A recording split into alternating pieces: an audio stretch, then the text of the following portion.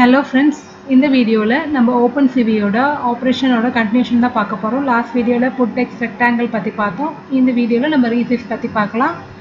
Resize எதுக்காக use பண்ணுறோன்னா, நம்ம இமேஜை நமக்கு தேவையான சைஸுக்கு ஜூம் பண்ணவோ ஷ்ரிங்க் பண்ணவோ இந்த ஃபங்க்ஷனை நம்ம யூஸ் பண்ணுறோம். இதோட பேராமீட்டர்ஸ் என்னன்னு பார்த்தீங்கன்னா, ரீசைஸ் ப்ராக்கெட்டில் இமேஜ், சோர்ஸ் இமேஜ் தான் இதில் கொடுக்கணும். டெஸ்டினேஷன், இதில் நம்ம எந்த அவுட்புட் அரே எதில் ஸ்டோர் பண்ண போகிறோன்ற டெஸ்டினேஷன், இது ஆப்ஷனல்.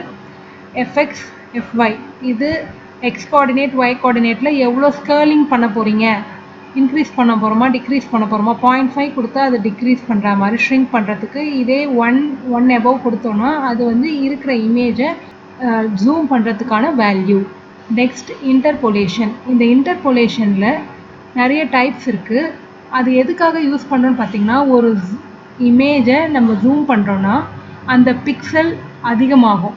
இப்போ 3x3 மேட்ரிக்ஸில் இருக்க ஒரு இமேஜை நம்ம எக்ஸ்பேண்ட் பண்ணுறோம் 9x9னா, மீதி இருக்க அந்த பிக்சலை என்னவா எப்படி ஃபில் பண்ணுறது, அந்த மெத்தடை சொல்கிறது தான் இந்த இன்டர்போலேஷன். இந்த இன்டர்போலேஷனில் 8 வெரைட்டிஸ் இருக்குது. இதில் நம்ம முக்கியமாக யூஸ் பண்ணது இதெல்லாம். இன்டர்போலேஷனில் inter hyphen area, inter hyphen linear, inter hyphen cubic. Inter hyphen ஏரியான்றது நம்ம ஷ்ரிங்க் பண்ண போகிறோம் அப்படின்னும் போது நம்ம இன்டர்போலேஷன் இன்டர் ஐஃபன் ஏரியான்னு கொடுக்கலாம். இன்டர் ஐஃபன் லீனியர், இது வந்து நம்ம ஜூம் பண்ண போகிறோன்னா இந்த வேல்யூ கொடுக்கலாம். ஆக்சுவலாக டிஃபால்ட்டான வேல்யூ பார்த்தீங்கன்னா இன்டர் ஐஃபன் லீனியர். தென் இன்டர் கியூபிக், கியூபிக்னா 3x3. ஸோ நம்ம எக்ஸ்பேண்ட் பண்ணும்போது பக்கத்தில் இருக்க 3x3 பிக்சலை அப்படியே காப்பி பண்ணி இந்த எக்ஸ்ட்ரா இருக்க ஸ்பேஸில் ஃபில் பண்ணும். அதுக்காக தான் இன்டர் கியூபிக். நம்ம வந்து இம்ப்ளிமெண்டேஷன் பண்ணும்போது பார்க்கலாம். இந்த இன்டர்போலேஷன் கம்பல்சரியாக கொடுக்கணும்னு அவசியம் இல்லை, இல்லைனா அது டிஃபால்ட் வேல்யூ எடுத்துக்கும். ஓகேங்களா? இதோட ப்ராக்டிக்கல் எக்ஸாம்பிள் பார்க்கும்போது உங்களுக்கு கிளியராக கட்டான ஐடியா கிடைக்கும். நம்ம ஐடியலி போய் ஒரு நியூ ஃபைல் ஓப்பன் பண்ணிக்கலாம். ஸோ ஃபஸ்ட் நம்ம ரீசைஸ் பார்க்கலாம். Import CV2.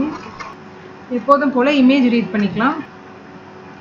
அதே ஃபோல்டரில் இருக்கிறதுனால ஜஸ்ட் நான் நேம் மட்டும் ஸ்பெசிஃபை பண்ணிக்கிறேன். அப்படி இல்லைன்னா பாத் கொடுக்கணும். இப்போ அந்த இமேஜை வந்து நான் ஷோ பண்ணிக்கிறேன். அந்த இமேஜை ஷோ பண்ணிக்கலாம். ஸோ அந்த விண்டோட நேம் நான் க்ரேன் கொடுத்துட்டேன். ரீசைஸ் பண்ணிக்கலாம். ஃபஸ்ட்டு இந்த இமேஜ் img1, தென் நம்ம வந்து எதுலேயும் ஸ்டோர் பண்ண போகிறதுல டெஸ்டினேஷன் அரே ஸ்டோர் பண்ண போகிறதுனால டெஸ்டினேஷன் அரேவே யூஸ் பண்ண போகிறது இல்லை, அதுக்காக நான் நன்னுன்னு கொடுத்துக்கிறேன்.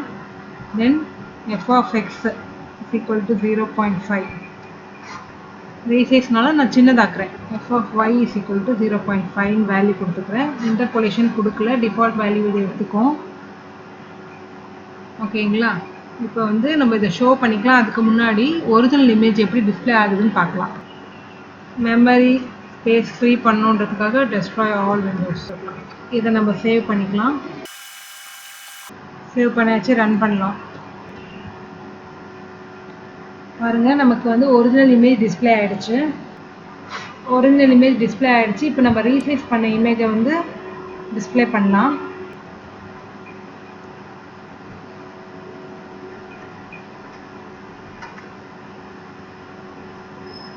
பாருங்கள், பேக்ரவுண்டில் ஒரிஜினல் இமேஜ் வந்திருக்கு. அதுக்கப்புறம் நமக்கு நியூ இமேஜ் வந்திருக்கு. ஓகேங்களா? இப்போ பாருங்கள், நான் க்ளோஸ் பண்ணிக்கிறேன். ஒரிஜினல் இமேஜை நம்ம ரீசைஸ் பண்ணது 0.5 அப்படின்னு கொடுத்து ஸ்கேலிங் கொடுத்து பண்ணதுனால நமக்கு இந்த சைஸ் நமக்கு இமேஜ் கிடச்சிருக்கு.